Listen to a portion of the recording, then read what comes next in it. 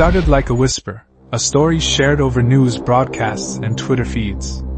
A strange flu, they called it.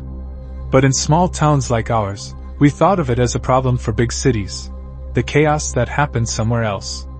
I never imagined it would end up in our lives, in her life.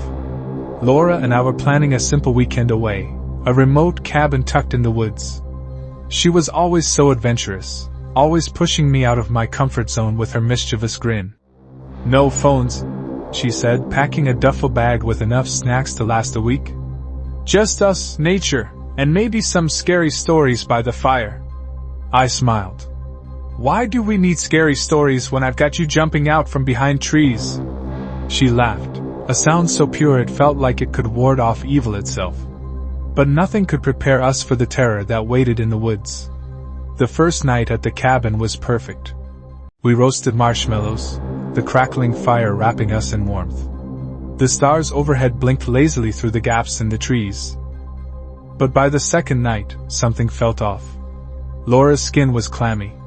Her eyes were dull, clouded like glass marred by fingerprints. She brushed off my concerns. "I think I'm just tired," she said, massaging her temples.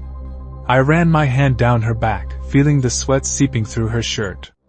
"Maybe we should head back early?" She shook her head stubbornly. "No. I just need sleep. Don't ruin the trip because of a little headache." I relented. But that night, she woke me with her screams. Her eyes snapped open, wild and bloodshot, her mouth twisting as if tasting something rotten. I grabbed her shoulders gently. "Laura! Wake up! It's just a nightmare." She gasped, her gaze darting around before it settled on me. Recognition dawned, but it was fleeting. Her hands shook. It's just a dream," she muttered, though the words seemed to hurt her mouth.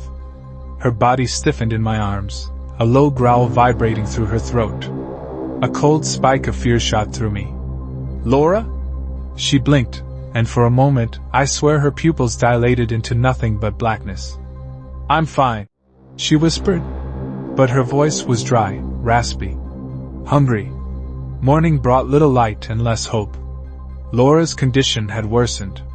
Her skin was pale, her lips cracked and bleeding. She avoided food, her jaw tightening whenever I offered her water.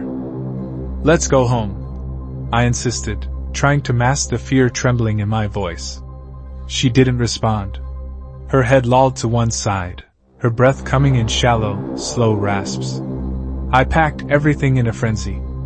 My mind screamed at me to run, to get help, but deep down, dread curdled in my stomach.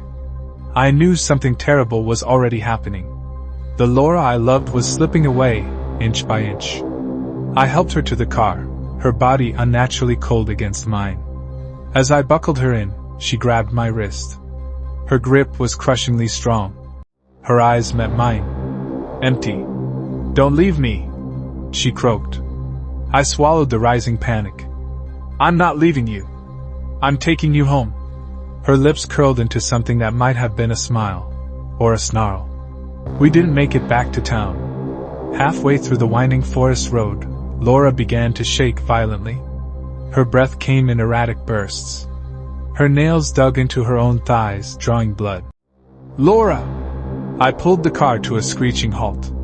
She twisted in her seat, her head snapping toward me with a sickening crack. And then, she lunged. Her teeth clamped down on my shoulder, sharp and vicious. Pain exploded through my body as I screamed and shoved her back. She snarled, her face contorted with mindless rage. The girl I loved was gone. I scrambled out of the car, clutching my bleeding shoulder. Laura followed, but she didn't run. She stalked me, her movements jerky and unnatural, as though her body resisted the change. "Laura, please," I begged. But she was beyond hearing. I ran blindly through the forest, branches clawing at my face. Her growls echoed behind me, low and guttural, like a wolf tracking prey. My mind was a swirling mess of agony and confusion. How had it come to this? Only days ago, we were laughing, kissing, making plans. I stumbled, my vision blurring. The bite on my shoulder throbbed with a heat that burned through my veins. I knew the stories. I'd seen the news before we left. This wasn't just a flu. It was an infection, a plague. I hid behind a tree, my heart hammering. Laura's footsteps slowed. Her ragged breaths grew closer. And then, she stopped. I peeked around the tree. She stood still, head tilted at an unnatural angle, her dead eyes scanning the woods. Her lips curled back to reveal bloody teeth. For one agonizing second, I thought I saw a flicker of recognition, as if she was trapped somewhere deep inside that decaying body. "Laura?" I whispered. Her eyes met mine. For the briefest moment, they softened. And then, with a screech of fury, she charged. I closed my eyes as she lunged. Memories flooded back, her smile, her laughter, the warmth of her touch. But there was no warmth left. I pulled the knife from my pocket. I didn't want to do this. God, I didn't want to. But love, real love, isn't just about holding on. Sometimes, it's about letting go. She fell into my arms, her weight crumpling like a rag doll. I held her close, tears mixing with the blood on my shoulder. "I'm sorry," I whispered. And as the infection flared through my veins, I knew I wouldn't be far behind. Till death do us part. Or maybe, till death we decay.